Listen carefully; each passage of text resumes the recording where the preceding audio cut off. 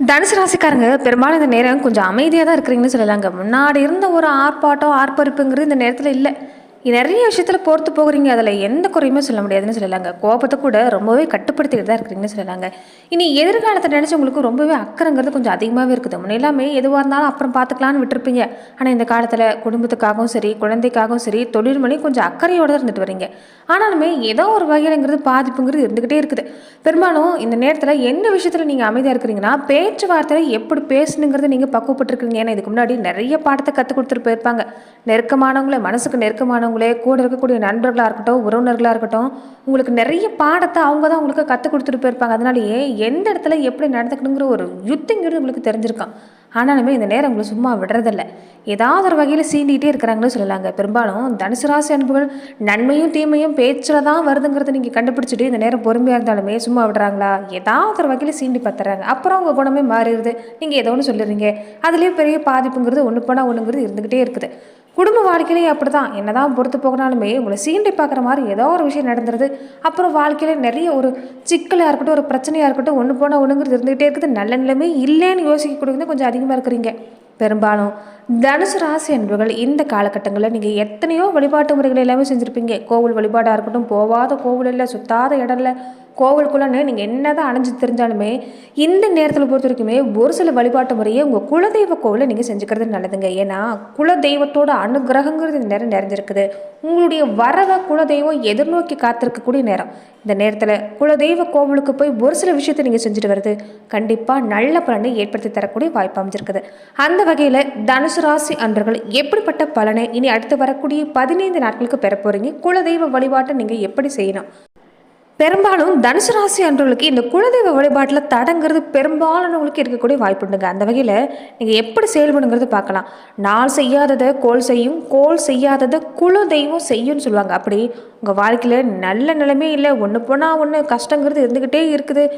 ஒரு சந்தோஷமான செய்தி கேட்டு ரொம்ப நாளாச்சும் நினைப்பீங்க. இந்த சொத்து பத்து எல்லாமே தாய் தந்தை ஏற்படுத்தியிருந்தாலுமே அதை அனுபவிக்க முடியாத சூழ்நிலை இருக்கக்கூடியவங்களாமே இருப்பீங்க. இந்த பங்காளி சண்டை ஒரு பக்கம், சகோதர வகையில் சண்டை ஒரு பக்கம், என்ன தான் குல சொத்துன்னு ஒன்று இருந்தாலும் அதை அனுபவிக்க முடியாத பூர்வீக சொத்தை அனுபவிக்க முடியாத விஷயம் எல்லாமே நிறைய பேருக்கு இருக்கும். அதே மாதிரி இந்த பெண்கள் சம்மந்தப்பட்ட வழியிலுமே நிறைய பாதிப்பு சந்திக்கக்கூடியவங்களாக இருந்திருப்பீங்க. அப்படிப்பட்டவங்களுக்கு எல்லாமே இந்த நேரத்தில் உங்கள் குலதெய்வ கோவிலில் ஒரு சில விஷயத்தை செய்ய பாருங்கள். கண்டிப்பாக வாழ்க்கையில் நல்ல மாற்றம் நடக்க போகுது. அந்த வகையில் எப்படிப்பட்ட விஷயத்தை செய்யணுங்கிறது பார்க்கலாம். அதுக்கு முன்னாடி நீங்கள் இந்த சேனலுக்கு புதியவராக இருந்தால் இந்த சேனலை சப்ஸ்கிரைப் பண்ணிவிட்டு ஒரு லைக்கும் பண்ணிவிட்டு பின்தொடர்ந்து வாங்க பார்க்கலாம். மேலுமே இந்த வீடியோ பதிவை எந்த மாவட்டத்திலேருந்து பார்க்குறீங்க, எந்த ஊர்லேருந்து பார்க்குறீங்க, உங்கள் பேர் தான் என்னங்கிறத மறக்காமல் கமெண்ட் பாக்ஸில் சொல்லிட்டு போங்க. நாங்களும் தெரிஞ்சுக்கிறோம். நிறைய பேர் இந்த வீடியோ பார்க்கக்கூடியவங்க சப்ஸ்கிரைப் பண்ணாமல் பார்க்குறீங்க. வேலையாக சப்ஸ்கிரைப் பண்ணி வச்சுட்டு பாருங்கள். அப்போ தான் இந்த சேனலில் போடக்கூடிய ஒவ்வொரு வீடியோஸ் உங்களுக்கு நோட்டிஃபிகேஷன் மூலமாக வந்தடையக்கூடிய வாய்ப்பு அமைஞ்சிருக்கு. ரொம்ப பொறுமையாக தான் இந்த நேரத்தில் தனுசு ராசி அன்புகள் இருந்துகிட்டே இருக்கிறீங்கன்னு சொல்லலாங்க. இக்கட்டான சூழ்நிலை வந்தாலும் சரி, நீதி நேர்மைக்கு கட்டுப்பட்டு தான் நடக்கிறீங்க.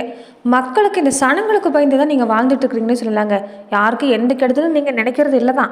ஆனாலுமே வாழ்க்கையில் பாதிப்புங்கிறது இந்த நேரம் இல்லாமலாம் இல்லை. எத்தனை வழிபாடு செஞ்சாலுமே இந்த நேரத்தில் உங்கள் குலதெய்வ கோவிலில் பொறுத்த வரைக்குமே உங்கள் குலதெய்வத்துக்கு இஷ்டமான படையல், உங்கள் குலதெய்வத்துக்கு இஷ்டமான படையல் என்னங்கிறத கேட்டு நீங்கள் இந்த நேரத்தில் நீங்கள் உங்கள் குலதெய்வ கோவிலுக்கு போய் வழிபாடு செய்யணும்.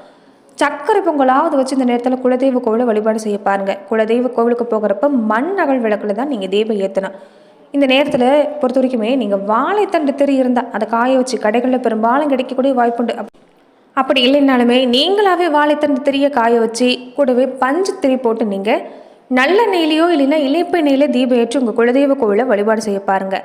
முதல் நாள்லேருந்து பொறுத்த வரைக்குமே 41 நாட்கள் தொடர்ந்து இந்த நேரத்தில் அமாவாசை பௌர்ணமிக்கு தான் வழிபாடு செய்யணும்லாம் இல்லை. முதல் நாளிலிருந்து 41 நாட்கள் தொடர்ந்து ஒவ்வொரு விளக்காக அதிகப்படுத்திக்கிட்டே போய் உங்கள் குலதெய்வ கோவிலை நீங்கள் இந்த நேரம் வழிபாடு செய்கிறது நல்லதுங்க. ஏன்னா இந்த நேரம் பெரும்பாலும் வருஷக்கணக்கில் கூட குலதெய்வ கோவில் பக்கம் தலை வச்சு படுக்காமல் இருக்கக்கூடியவங்களும் இருப்பாங்க. காரணம் கேட்டிங்கன்னா வேலை ரீதியாக இல்லைன்னா தொழில் ரீதியாக வேறு ஊரில் பூர்வீக இடத்தை விட்டுட்டு வேறு ஊரில் குடியிருக்கக்கூடியவங்களாகவும் இருப்பாங்க. டக்குன்னு குலதெய்வ கோவிலை வந்து வழிபாடு செய்யாமல் இருக்கக்கூடியவங்களாம் இருப்பாங்க. அப்படிப்பட்டவங்களுக்கு குலதெய்வ கோவங்கிறது இருக்கும். அதனால தான் என்ன தான் கிரக மாற்றம் எல்லாமே நேரம் நல்லா இருந்தாலுமே ஒரு ஜாதகத்தை எடுத்துகிட்டு போய் பார்த்தாலுமே நேரம் சரியாக இருக்குதுன்னு சொல்லுவாங்க. ஆனால் வீட்டில் எந்த நல்லதுமே நடக்காது. சண்டை மேலே சண்டையாகவே இருக்கும். காரணமே இல்லாத சண்டை போடுவாங்க. குடும்ப வாழ்க்கையில் பாதிப்பு, குழந்தைகளுக்கு உடம்பு சரியில்லாமல் போகிறது, உங்களுக்குமே உடம்பு சரியில்லாமல் போகிறது, ஏதாவது ஒரு பாதிப்புங்கிறது கொடுத்துக்கிட்டே இருக்கும். இது பெரும்பாலும் குலதெய்வத்தோட ஒரு கோபம் இருந்தால் இந்த மாதிரியான விஷயம் ஏற்படக்கூடிய வாய்ப்புண்டுங்க. அதனால் இந்த நேரத்தில் குலதெய்வத்துக்கு பொறுத்த வரைக்குமே சக்தி அதிகமாக கிடைக்கக்கூடிய நேரம். குலதெய்வம் உங்கள் வரவை எதிர்பார்த்துருக்கக்கூடிய நேரம். இந்த நேரத்தில் உங்கள் குலதெய்வ கோவிலுக்கு போய் குலதெய்வத்துக்கு இந்த விஷயத்தை நீங்கள் செஞ்சுட்டு வரது நல்லதுங்க. அதே மாதிரி வீட்டுக்கு வந்ததுமே நீங்கள் குலதெய்வ படத்தை வச்சோ இல்லைன்னா காமாட்சியம்மன் தீபத்தை ஏற்றியோ நீங்கள் உங்கள் குலதெய்வத்தோட பேரை சொல்லி நீங்கள் தெய்வம் ஏற்றி வழிபாடு செஞ்சுட்டு இருந்தீங்கன்னா சிறப்பான பலன் கிடைக்குங்க. ஏன்னா எந்த தெய்வத்தை நினச்சி நாம் தெய்வம் ஏற்றுறோமோ அந்த தெய்வம் அந்த தீப ஜோதியில் ஆகர்ஷணம் செய்யப்படுங்கிறத உண்மை. அதனால் உங்கள் குலதெய்வத்தை நினச்சி உங்கள் குலதெய்வத்தோட பேரை மனதார சொல்லி வீட்டிலையுமே நீங்கள் தொடர்ந்து இந்த நேரத்தில் பூஜை செஞ்சு வழிபாடு செஞ்சுட்டு வரது நல்லதுங்க.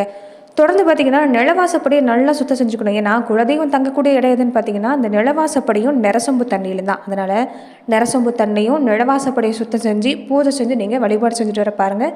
நிச்சயம் நல்ல பலன் கிடைக்கக்கூடிய வாய்ப்புண்டுங்க. அப்படி வீட்டில் தீபம் ஏற்றுறப்ப ஒரு துளி தேனையும் 3 மிளகும் போட்டு நீங்கள் உங்கள் குலதெய்வத்தோட பெயரை சொல்லி தீபம் ஏற்ற பாருங்கள். உங்கள் குலதெய்வங்கிறது வீட்டில் வாசம் செய்ய ஆரம்பிக்கும். பெரும்பாலும் குலதெய்வம் என்னாலே தெரியாமல் இருக்கக்கூடியவங்களாமே நிறைய பேர் இருப்பாங்க. அப்படிப்பட்டவங்களுக்கு எல்லாமே உங்களுடைய ஜாதக ரீதியை நீங்கள் தெரிஞ்சுக்கலாம். இல்லைன்னா உங்களுடைய மூத்த குலதெய்வோட ஜாதக ரீதியை நீங்கள் உங்கள் குலதெய்வம் எதுங்கிறதையும் தெரிஞ்சுக்கலாம். ஜாதகத்தில் பொறுத்த வரைக்குமே 3 தெய்வங்கிறது ஒன்றோட ஒன்று சம்மந்தம் கொள்ளும். அதை வச்சு நீங்கள் உங்கள் குலதெய்வம் எதுன்னு தெரிஞ்சுக்கலாங்க.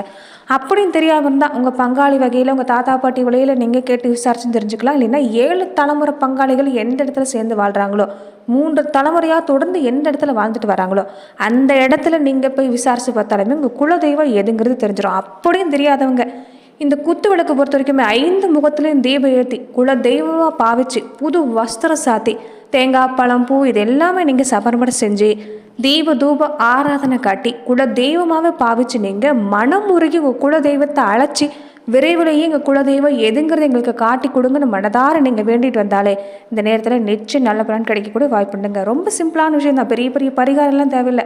குலதெய்வத்தை மனதார நிலைநிறுத்தி நீங்கள் உங்கள் குலதெய்வத்தை கூப்பிட்டாலே போதும். குலதெய்வங்கிறது கண்டிப்பாக நல்ல பலன் உங்களுக்கு ஏற்படுத்தி தரக்கூடிய வாய்ப்புண்டு. அதே மாதிரி குலதெய்வ வழிபாடு செய்கிறதுக்கு ஒரு வளர்பறையில் நல்லா பார்த்து செய்யலாம். வளர்பறை வெள்ளிக்கிழமை பௌர்ணமி தினத்தில் இந்த வழிபாடு செஞ்சாலுமே ரொம்ப ரொம்ப சிறப்பு தான். இந்த என்ன விஷயம்னு பார்த்தீங்கன்னா இந்த நேரத்தில் மஞ்சள் குங்குமம் போட்டு வச்சு பூஜை அறையில் வழிபாட்டை தொடங்கிறதுக்கு முன்னாடி வழக்கம் போல் பூஜைக்கு என்னென்ன செய்வீங்களோ வீட்டை சுத்தம் செஞ்சு பூஜை இதெல்லாமே செஞ்சு நீங்கள் இந்த விஷயத்தை செஞ்சுட்டு இருந்தால் போதுங்க. மண் அகல் விளக்கில் நல்லெண்ணெய் தீபம் போட்டு திரி போட்டு தீபம் ஏற்றி உங்கள் குலதெய்வத்தோட பேரை சொல்லி கூப்பிட்டாலே போதும். குலதெய்வம் மனதார வீட்டில் வந்து தங்கும். ஏன்னா நமக்கு நல்லது செய்யணும்னு நினைக்கக்கூடிய தெய்வம் யார்? குலதெய்வம் மட்டும்தான். என்னதான் இஷ்ட தெய்வ வழிபாடு செஞ்சாலுமே குலதெய்வம் அனுகிரகம் இருந்தால் தான் மற்ற தெய்வமே நமக்கு கருணை காட்டும். அதனால் மனம் உருகி உங்கள் குலதெய்வத்தை உண்மையான பக்தியோடு கூப்பிட்டா போதுங்க. உங்கள் குலதெய்வங்கிறது வீட்டில் வாசம் செய்ய ஆரம்பிக்கும். இந்த விஷயத்தை செய்கிறப்ப குலதெய்வத்தோட பேரை 27 முறை அதுக்கு மேலே கூட உங்களால் முடிஞ்சால் நீங்கள் உச்சரிக்கலாம். தொடர்ந்து ஊதுபத்தி காமிச்சு நீங்கள் வாசனை மிகுந்த மலர்களை சமர்ப்பணம் செஞ்சு தீப தூப ஆராதனை காட்டிட்டு வந்தீங்கன்னா கண்டிப்பாக குலதெய்வம் எதுங்கிறது உங்களுக்கு தெரிய வரக்கூடிய வாய்ப்பு அமைஞ்சிருக்கு. குலதெய்வம் உங்கள் வீட்டில் நல்லது செய்ய ஆரம்பிக்கும். பெரும்பாலும் கனவுல காட்சி தரக்கூடிய வாய்ப்புங்கிறது தனுசு ராசி அன்பர்களுக்கு நிறைய இருக்குங்க. ஏன்னா உங்களுக்கு உள்ளுணர்வுங்கிறது கொஞ்சம் அதிகம். நிச்சயம் உங்கள் வாழ்க்கையில் நல்லது நடக்கணும்னா இந்த விஷயத்தை நீங்கள் தொடர்ந்து செஞ்சுட்டு வர பாருங்கள். அதே மாதிரி ஏதாவது வேண்டுதல் இருந்தாலுமே இந்த நேரத்தில் நீங்கள் வேண்டுதலை நிறைவேற்றிட்டு வர பாருங்கள். அதனால் நிச்சயம் நல்ல பலன் கிடைக்கக்கூடிய வாய்ப்புண்டு. இதுக்கு மேலே நீங்கள் செய்யக்கூடிய காரியத்துக்குமே வேண்டுதல் வச்சுட்டு வர பாருங்கள். கண்டிப்பாக குலதெய்வத்தால் உங்களுக்கு நல்ல மாற்றம் ஏற்படக்கூடிய வாய்ப்புண்டு. வீட்டில் பொறுத்த வரைக்குமே நீங்கள் மணக்க சாம்பிராணி தூபம் வாசம் இது எல்லாமே போட்டு தொடர்ந்து பூஜை செஞ்சுட்டு வந்தீங்கன்னா இந்த காலகட்டங்களில் குலதெய்வத்தோட அனுகிரகங்கிறது உங்களுக்கு கிடைக்கக்கூடிய வாய்ப்பு அமைஞ்சிருக்குது. தீப பரிகாரம் சர்க்கரை பொங்கல் மட்டும்தாங்க. பெரிய அளவில் இல்லை. உண்மையான பக்தியோடு உங்கள் குலதெய்வ கோவிலுக்கு நீங்கள் போகணும். வீட்டிலையும் தொடர்ந்து வழிபாடு செஞ்சுட்டு வரணும். இப்படி செஞ்சுட்டு இருந்தீங்கன்னா நிச்சயம் நல்ல மாற்றம் காத்திருக்குது. தொடர்ந்து பார்த்தீங்கன்னா தனுசு ராசி அன்பர்களுக்கு அடுத்து வரக்கூடிய 15 நாட்கள் எப்படிப்பட்ட பலன்கள் கிடைக்க போகுதுங்கிறத பார்க்கலாம். அதுக்கு முன்னாடி தனுசு ராசி அன்பர்கள் உங்கள் வாழ்க்கையில் பல்வேறு விதமான பிரச்சனைகளை சந்திக்கக்கூடிய நபராக இருக்கிறீங்கன்னா ஜோதிட ரீதியாக தீர்வு காணுன்னு விருப்பப்படுறீங்கன்னா டிஸ்கிரிப்ஷனில் தொலைபேசி எண் கொடுக்கப்பட்டிருக்கு. ஜோதிட ரீதியான சந்தேகமாக இருந்தாலும் சரி உங்கள் வாழ்க்கையில் நீங்கள் சந்திக்கக்கூடிய எந்த விதமான பிரச்சனையாக இருந்தாலும் சரி தாராளமாக தொலைபேசி மூலியமாக தொடர்பு கொண்டு கூட உங்களுடைய பிரச்சனைகளுக்கு தீர்வு காணலாம். தனுசு ராசிக்காரங்களுக்கு இந்த நேரங்கிறது ரொம்ப கொஞ்சம் கவனமாக தாங்க இருந்தாகணும். செய்கிற வேலை வியாபாரம் பொறுத்த வரைக்கும் உங்களுக்கு பெருசாக பாதிப்பு இல்லை. ஆனால் நீங்கள் ஏதாவது திட்டம் மனசில் வச்சுருக்கிறீங்கன்னா யாருக்கிட்டையும் சொல்லிகிட்டு இருக்க வேண்டாம். அது உங்களுக்கு எதிர்மறையாக திரும்பிடும். நண்பனை பொறுத்த வரைக்கும் இந்த நேரம் நீங்கள் கொஞ்சம் எச்சரிக்கையாக தான் இருந்தாங்கணும். பகைவரை கூட நம்பிடலாம். ஆனால் புதுசாக வரவங்ககிட்ட கொஞ்சம் நீங்கள் கவனமாக விளக்க பாருங்கள். மனசில் இருக்கிறது எல்லாமே உளறி கொட்ட வேண்டாம். தொழில் ரகசியத்தையும் சொல்ல வேண்டாம். கொஞ்சம் எச்சரிக்கையாக இருக்கணும். அதே மாதிரி இந்த நேரம் கல்வி நிலையில் பெருசாக பாதிப்பில்லை, செய்கிற வேலையிலும் பாதிப்பில்லை. இந்த நேரம் என்னன்னா, வீடு வாங்கக்கூடிய அமைப்பு சிறப்பாக இருக்குது. கடன்பட்டாவது வாங்கிடுவீங்க. அசையா சொத்து எல்லாமே சிறப்பாக இருக்குதானா, இந்த நெருப்பு சம்மந்தப்பட்ட விஷயத்தில் கொஞ்சம் கவனமாக இருக்கணுங்க இந்த நேரம். அதாவது பயணம் செய்கிறீங்கனாலும் கொஞ்சம் கவனமாக இருந்துக்கணும். குடும்ப வாழ்க்கையில் பொறுத்த வரைக்குமே பெருசாக பாதிப்பில்லை. இதுக்கு முன்னாடி ஒரு கணவன் மனைவி 2 பேருமே ஏதோ குடும்ப வாழ்க்கை போகுதுங்கிற மாதிரி தான் இருந்திருப்பீங்க. ஒரு இணக்கமான சூழ்நிலை இருந்திருக்காது. அப்படி இணக்கமான சூழ்நிலை இருந்தாலுமே யாருக்காவது ஒருத்தருக்கு உடம்பு சரியில்லாமல் போயிட்டே இருந்திருக்கு. அடிக்கடி மருத்துவ செலவு செஞ்சுருப்பீங்க. ஒரு நிம்மதியில்லாத சூழ்நிலை உணர்ந்தவங்களுக்கு கூட இந்த காலகட்டங்களில் உங்களுக்கு நல்ல மாற்றம் கிடைக்கக்கூடிய வாய்ப்பு இருக்குதுங்க. திருமணம் புதுசாக அந்த நேரம் பொறுத்த வரைக்குமே திருமண முயற்சி எடுக்கக்கூடியவங்க, மறுமண முயற்சி எடுக்கக்கூடியவங்க மட்டும் கொஞ்சம் கவனமாக இருக்க பாருங்கள். இந்த நேரம் வர்ணம் தேர்ந்தெடுக்கிறதுல கொஞ்சம் கவனமாக இருக்கணும். அதே மாதிரி இந்த நேரம் பொறுத்த வரைக்குமே சந்திரனுடைய ஆதிக்கம் கொஞ்சம் அதிகமாக இருக்கிறதால தாயோட உடல்நிலையில் கொஞ்சம் கவனம் கொடுக்க பாருங்கள். ஏற்கனவே தாய்க்கும் உங்களுக்கும் நிறைய வாக்குவாதம் ஏற்படுது, மனஸ்தாபம் ஏற்படுது, எல்லாமே சந்திச்சுட்ருக்குறீங்க. அந்த வகையில் பெருசாக பாதிப்பில்லைனாலுமே அவங்களோட உடல்நிலையில் கவனம் கொடுக்கணும். உங்களோட உடல்நிலையிலுமே இந்த நேரம் பொறுத்த வரைக்குமே கொஞ்சம் தொற்று சம்மந்தப்பட்ட பாதிப்பு அதிகமாக இருக்கும். அதனால் குளிர்ச்சியான உணவை நீங்கள் இந்த நேரம் அதிகமாக எடுத்துக்கிறது வேண்டாம். வேலையில் சம்பள உயர்வு, பதவி உயர்வு எல்லாமே கிடைக்கக்கூடிய வாய்ப்பு இருக்குது. குழந்தைகளோட நிலையில் நல்ல மாற்றம் தான்.